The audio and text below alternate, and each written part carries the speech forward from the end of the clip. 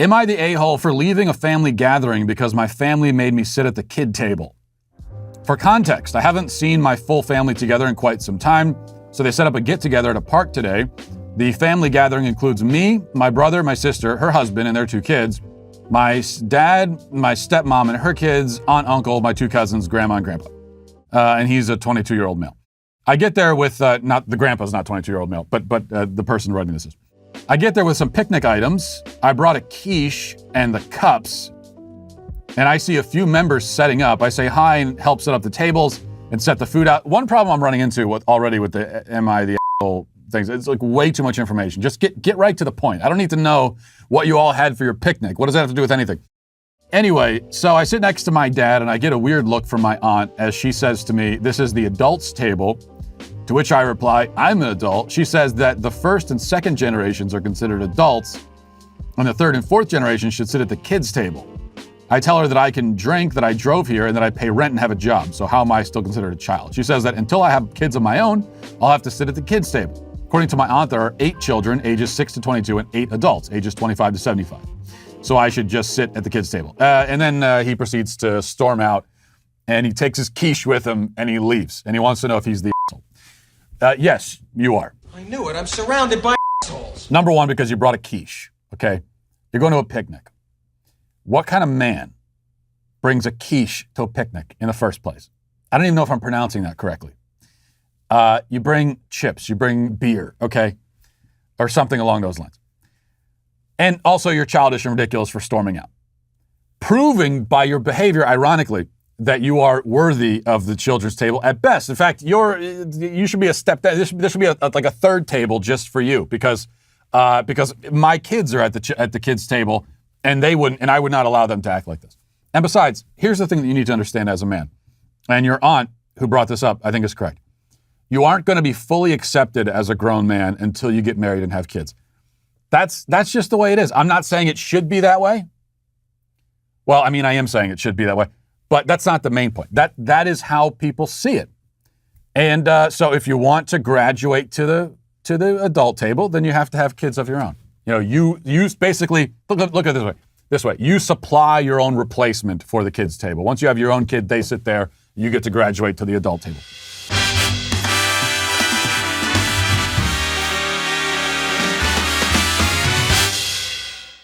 All right, am I the asshole for assigning my family homework and not visiting until it's done? I recently quit my PhD program to get a job because I realized academia was not what I wanted and I was better off just using my master's to get a job. Everyone I know from school or has experience with grad school agreed I'm doing the right thing because I've only done 1 year of PhD classes, so it's a good time to quit. I've had to tell people that this and that and so on and so forth. My family were not understanding. None of them have ever been to grad school, but they believe that I was very far along and quitting at the last minute. I've told them 1 year of classes is nothing, but they don't realize how hard the exam and dissertation are. Okay, where does the homework come in?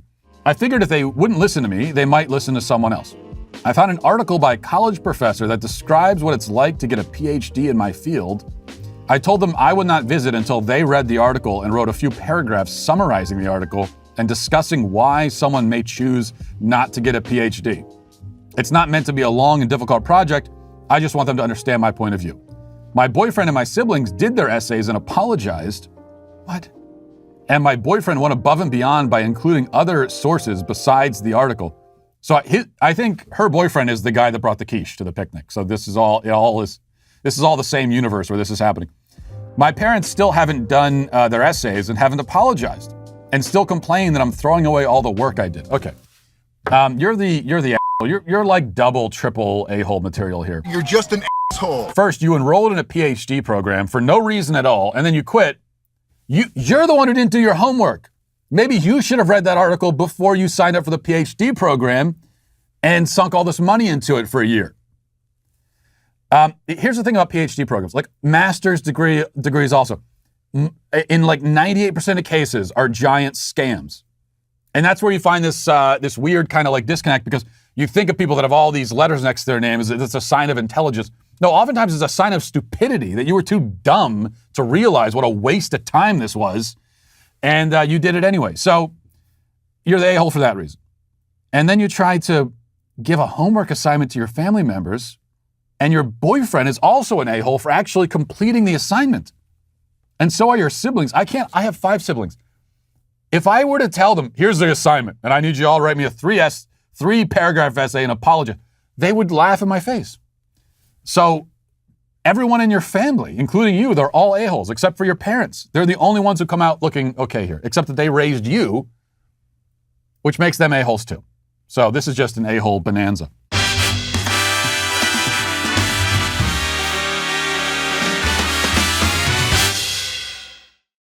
Another one says, my husband and I have been married for 6 years, still don't have kids. We want them, but it's still not happening. Friends and family are causing us constant stress about having a baby soon, but it's obviously something we can't control. So what I did was come up with an idea to have an empty jar and call it the pregnancy jar. I carry it with me in my bag whenever I'm with my friends and family, and every time somebody asks about when my husband and I are gonna have a baby, I pull my jar out and ask them to put $1 in there for asking. What? And they pull out $1 and they put it inside the jar. They actually do it. It actually worked because most of them stopped asking after about 4 months. Last week we had dinner at my parents' house. My brother came back from his business trip that lasted a month, and while we were eating, he asked when me and my husband were gonna have a kid. With my jar in my hand, I asked him to drop $1 for the question he asked. I could tell he felt embarrassed, but he immediately reached out of his pocket, pulled out his wallet, and put $1 in the jar. I made my way back to my seat and sat down and resumed eating like nothing happened. And everybody in the comments, and then I scroll down, everybody in the comments has somehow declared that this woman is NTA, right? Not the asshole, somehow. And that is exactly why you don't turn to Reddit for moral enlightenment. That's why you have to turn to me. Because yes, you are the a-hole. Every single one so far, everyone involved is the a-hole. If you're actually cooperating with this and encouraging this behavior, someone puts a jar in front of me and says, this is my pregnancy jar, I put $1 in it. What? No, get away from me, you freak. People ask that question because they're taking an interest in you and they want to know about your life. We all have certain questions that are asked of us all the time by everybody and that we're annoyed about, but that's the price of living in a human society. Even if it's a little bit weird, it's still people taking an interest in you. And so that is your responsibility to just deal with it and make it less awkward, not more. And that's the other problem, is that, okay, somebody asks a question to you, and it's a little bit awkward. You don't want to answer it. Well, the objective now should be to neutralize the awkwardness and move on from it as quickly as possible. You've brought everyone else into this awkwardness. I can only imagine sitting there at this dinner table as a guest and watching this whole exchange taking place. How do you move on from that and have a regular conversation? So you're all a-holes.